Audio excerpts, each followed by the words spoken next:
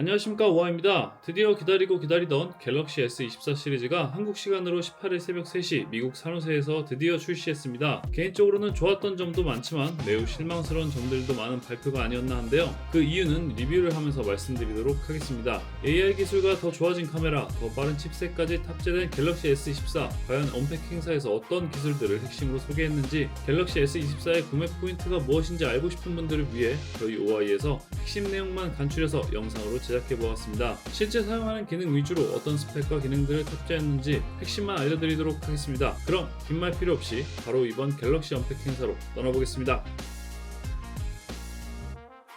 이번 언팩 행사의 핵심은 AI였습니다. 거의 모든 기능들의 AI를 접목시켰고, 그동안 스펙 위주의 신제품 발표들과는 다르게 소비자들이 AI를 만났을 때 어떻게 활용 가능한지에 대한 이야기가 주를 이루었는데요. 그래서 새로 들어간 칩셋이나 카메라 성능에 대한 이야기보다 AI가 접목되어 어떤 식으로 결과물들을 만들어내고 어떤 식으로 편의성이 좋아지는지, 그리고 여러분들의 창의성을 펼쳐보라, 이런 이야기와 함께 행사가 시작됐는데요. AI 기능들에 대한 설명으로 들어가기 전에 몇 가지 이야기 드리면, 7년 동안 사후 지원을 한다는 내용과 함께 2025년까지만 뒤에 말씀드릴 갤럭시 AI 기능들이 무료로 제공되면서 그 이후에는 일부 기능들이 유료로 전환된다는 그런 내용들이 공식으로 업데이트됐습니다. 이 점은 매우 실망스러울 수밖에 없는데요. 만약 유료로 전환된다면 굳이 밑에 말씀드릴 기능들을 전문 기업의 어플을 이용하지 않고 사용할까 싶기도 했습니다. 메인 제품은 역시 갤럭시 S24였는데요. 행사의 3분의 2는 새롭게 출시된 S24 시리즈에 대한 이야기로 이루어졌습니다. 기존 S 시리즈의 발매일보다 S24는 2주나 일찍 출시를 했는데, 일찍 출시한 이유에 대해서 궁금하신 분들은 저희 오하이에서 제작한 S24 루머 영상을 보시면 확인하실 수 있습니다.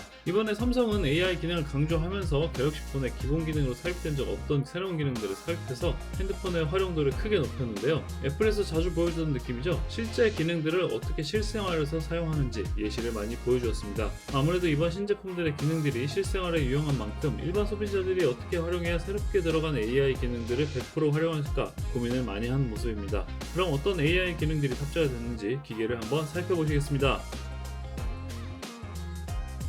오프닝 때 언급드린 실망스러운 포인트 중에 하나입니다. 오하이뿐만 아니라 많은 매체에서 삼성에서 자체 개발 중인 삼성 가우스가 이번 S24 시리즈에 탑재될 거라고 예측했었는데요. 이 예측이 엇나갔습니다. 이번 갤럭시 S24에는 구글에서 개발하고 있는 AI인 제미니가 탑재되었습니다. 사실 저희 오하이에서도 빠르게 삼성 가우스와 제미니의 차이를 리뷰하려고 기획 중이었는데요. 가우스의 AI를 볼 수 없게 되어서 굉장히 안타까우면서 삼성만의 유니크한 기술이 탑재될 거라고 기대했지만, 실제 발표 내용은 이미 최신 픽셀폰에 탑재된 내용들이 대부분이었습니다. 하지만 많은 실망을 하실 필요가 없습니다. 국내에는 픽셀폰이 정식 발매가 아직 되지 않아서 국내에서는 찾아보기 힘든 폰입니다. 지금 당장은 이런 AI 기술이 들어간 핸드폰은 국내에서는 처음으로 정식 발매된다고 보시면 될 것 같습니다. 거기다 픽셀폰이 최근에 일본에서 굉장히 상승세를 보이면서 기술력을 입증받고 판매가 활발하게 이루어지는 것으로 보아 이미 검증된 기능이라는 것을 알 수가 있습니다. 그럼 삼성이 이번에 가우스 대신 구글과 협업하는 이유는 도대체 무엇일까요? 이것도 조심스럽게 예측해보건데, 개발 기간이 짧아서 아직은 실제 고객에게 서비스를 제공하기에는 무리가 있다고 판단한 게 아닌가 합니다. 향후 S25 시리즈에는 가우스가 탑재될 수 있기를 희망해보면서 삼성에서 핵심 AI 기술로 뽑은 4가지 기능들에 대해 이야기해보겠습니다. 먼저 서클 투 서치입니다. 이미지나 단어, 문장 등의 동그라미 또는 밑줄 등을 치면 해당 이미지나 글에 대해 검색해주는 기능입니다. 기존의 핸드폰을 사용 중에 궁금한 정보가 생기면 캡처 후에 새로운 어플을 켜서 검색하거나 검색명을 모를 때는 찾고 싶은 정보를 찾는데 한참 걸리던 것을 이제는 빠르고 손쉽게 사용 중이던 어플 안에서도 사용이 가능하다고 강조했습니다. 또한 동영상에서도 홈 버튼을 누르고 모션을 주어 검색이 가능해졌는데요. 어플을 여러 개 옮겨 다니다 보면 몰입감이 떨어져서 이런 것들을 최소화시켜주는 데 집중했다고 했는데요. 인스타 같은 SNS를 이용하다 보면 마음에 드는 제품 광고가 많이 뜨지만, 관심이 가는 제품이어도 판매 페이지로 넘어가는 게 귀찮거나 어플에서 웹페이지로 이동하는 게 좀 부담이 됐었습니다. 그런 부담들이 간편한 동작으로 가볍게 정보를 찾고 끄고 할 수 있다는 게 정말 좋아진 것 같습니다. 삼성은 기능을 설명하면서 보안에 대한 이야기도 빼놓지 않았는데요. 내가 찾아보는 정보들이 혹시 어디론가 빠져나간다면 어떻게 하지? 이런 걱정들을 할 필요가 없다면서 보안에 대한 기능을 바로 뒤에 이야기했습니다. 삼성 놉스라는 보안 기능으로 인해 사용자의 정보는 안전하게 지켜진다는 점을 강조하면서, 확실히 삼성이 이번에 사용자 친화적 기능들에 대해 사용자가 불편함을 느끼지 않게끔 하려는 게 눈에 띄었습니다. 제일 기대했던 기능 중에 하나인데요. 바로 실시간 통역 기능입니다. 저는 외국 친구가 있지만 언어 때문에 소통이 원활하지 못해서 길게 이야기를 하지 못한 적이 많은데요. 이제는 실제로 통역가가 옆에 있듯이 바로바로 통역이 가능할 것 같습니다. 실생활에서 어떻게 사용되는지 보여주는 장면에서는 통화 내용이나 실제 택시를 탔을 때 사용되는 예시를 보여주면서 실시간으로 소리와 텍스트로 번역하는 모습을 보여주었습니다. 바로바로 번역된다기보다는 약간의 버퍼링은 존재하는 걸로 보였는데요. 그렇게 긴 시간이 걸린다던가 소통에 불편함이 있을 수준은 아니어서 실사용 시에는 크게 문제될 것처럼 보이지는 않았습니다. 거기다 영어랑 한국어뿐만 아니라 총 13개국의 언어를 번역할 수 있어서 굉장히 유용할 것이라고 보입니다. 세밀한 설정으로 인식률도 올릴 수 있는 것으로 보이는데요. 실제 기기가 보여지면 제일 먼저 써보고 싶은 기능 중에 하나입니다. 여행부터 비즈니스까지 이제는 부담없이 외국에 나가서도 소통이 가능할 것으로 보입니다. 이번에는 노트에 대한 이야기입니다. 사실 노션이나 챗GPT 같은 플랫폼에서 문서를 요약하고 정리하는 기능은 이미 선보인 적이 있는데요. 핸드폰에서 바로 문서를 요약하고 정리하고 이런 기능은 없었던 것 같습니다. 정리도 다양하게 자신이 원하는 스타일로 선택해서 꾸밀 수 있었고 요약 자체도 굉장히 빠르게 해주는 모습을 보여주었습니다. 이 기능도 비즈니스를 하시거나 문서 파일을 많이 보시는 분들은 굳이 컴퓨터를 켜지 않아도 휴대폰에서 바로바로 사용이 가능할 것으로 보입니다. 또한 문자를 보낼 때는 문체 스타일도 자기가 원하는 대로 변경이 가능하고 노트에서도 번역 기능이 가능합니다. 녹음한 음성에서 발화자가 한 명이 아니고 여러 명이라면 최대 10명까지 분리해서 스크립트를 제공해준다고 합니다. 세 번째로 포토 어시스트입니다. 동영상과 사진에도 AI 기능이 들어가는데요. 어두운 환경에서 촬영해도 노이즈 없이 적절한 밝기로 조절해주는 라이토그래피 기능과 S23 때 들어간 기능이죠. 백배줌 기능이 그대로 들어가는데요. 기존의 10배 망원 카메라 대신에 5배 광학줌을 지원하는 50메가픽셀 망원 카메라가 생기면서 3배, 5배, 10배라는 줌이 생겼습니다. 10배 줌으로 사진을 촬영해도 AI가 사진을 업스케일링해서 화질이 깨지는 것 없이 촬영이 가능했는데요. 화소는 같지만 전작 대비 60% 카메라가 커지고 OIS 기능도 강화되면서 촬영 환경이 좋아졌습니다. 콘서트장에서 울트라를 많이들 사용하실 텐데요. 앞사람이 찍히거나 불필요한 장면들이 촬영되었을 때 AI 기능을 통해 보다 더 완벽한 결과물을 만들어낼 수 있을 것으로 보입니다. 사진을 기울이거나 일부 피사체를 삭제해도 AI가 대신 이미지를 만들어주는데요. 기존 포토샵에 있던 생성형 AI 기능들이 핸드폰에서도 작동하는 것으로 보입니다. 다만 아쉬운 부분으로 픽셀폰 같은 경우는 인물의 표정이나 얼굴 각도까지 수정이 가능한데 S24에서는 불가능해 보입니다. 슬로우 모션을 촬영하기 위해서는 그동안 슬로우 모션을 작동시켜 촬영했어야 하는데요.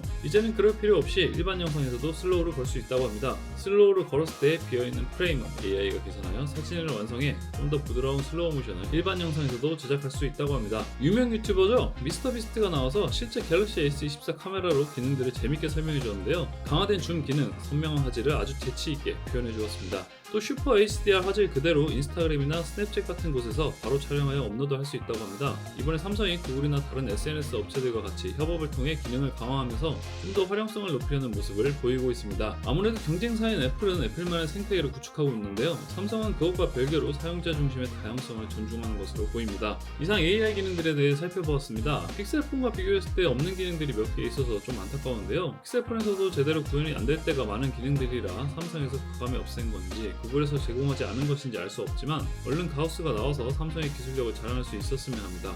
기존의 컴퓨터에서 사용했던 기능들을 핸드폰으로 옮겨온 모습으로 사실 이제는 특별할 게 없는 기능들이 많지만 그래도 핸드폰을 통해 내가 지금 있는 장소나 상황에서 바로바로 AI를 통한 생활이 가능하다는 게 차별점이 아닐까 합니다. 이 AI 기능들은 실제 사용을 해봐야 얼마나 편리하고 창의성 있는 라이프 스타일이 가능할지 알 수 있을 듯 합니다. 하나 더 눈에 띄는 기능이 있었는데요. 퀵 쉐어 기능이었습니다. 애플은 애플 기기들끼리 자료를 전송할 수 있게 편리하고 빠른 에어드랍이라는 기능을 이용했는데요. 그래서 아이폰을 사면 맥북을 사게 되는 구조를 만들어서 자체 생태계를 구성했죠. 이번 갤럭시 S24는 애플 기기든 다른 기기든 상관없이 블루투스를 통해 빠르게 자료를 전송할 수 있는 퀵 쉐어 기능을 선보였습니다. 사실 갤럭시 핸드폰을 쓰면서 맥북을 쓰기 제일 꺼려졌던 게 자료 전송 때문이었는데요. 이런 부분이 많이 해소가 될 것으로 보입니다. 이제 애플 제품만 쓸 이유가 점점 사라지고 있는데요. 애플과는 다른 정책을 쓰는 삼성의 행보가 과연 사용자들에게 편의성을 제공하고 점유율을 올릴 수 있을지 기대가 됩니다.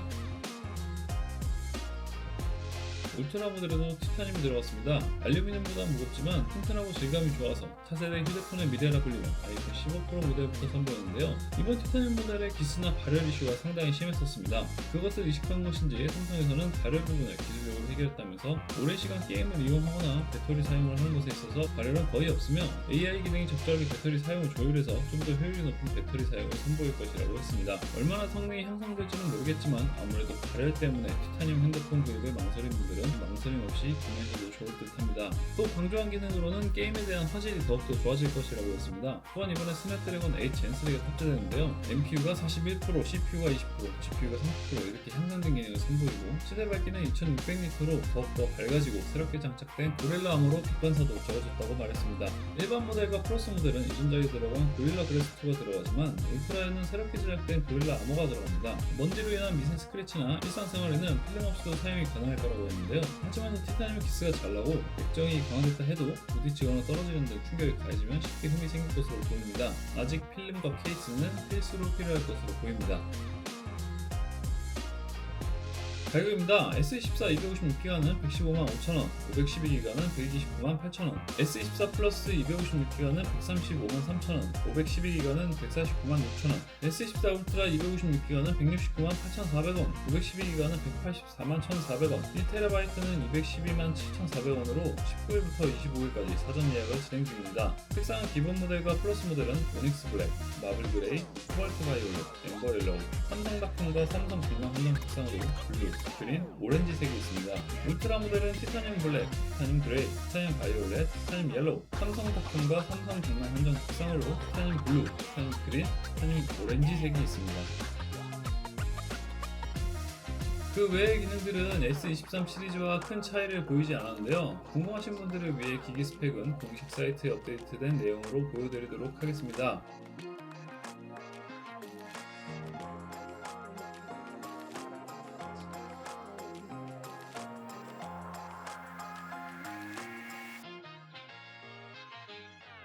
이번에는 핸드폰 말고도 많은 제품이 발표될 거라는 예상과 다르게 워치만 제대로 발표가 되었습니다. 건강 기능에 중점을 둔 워치 제품도 AI가 도입되어서 건강 관련 기능을 각각 상승시키고 사용자에게 맞춘 리포트를 제공할 것으로 보여집니다. 다만 마지막에 갤럭시 링에 대한 언질이 있었는데요.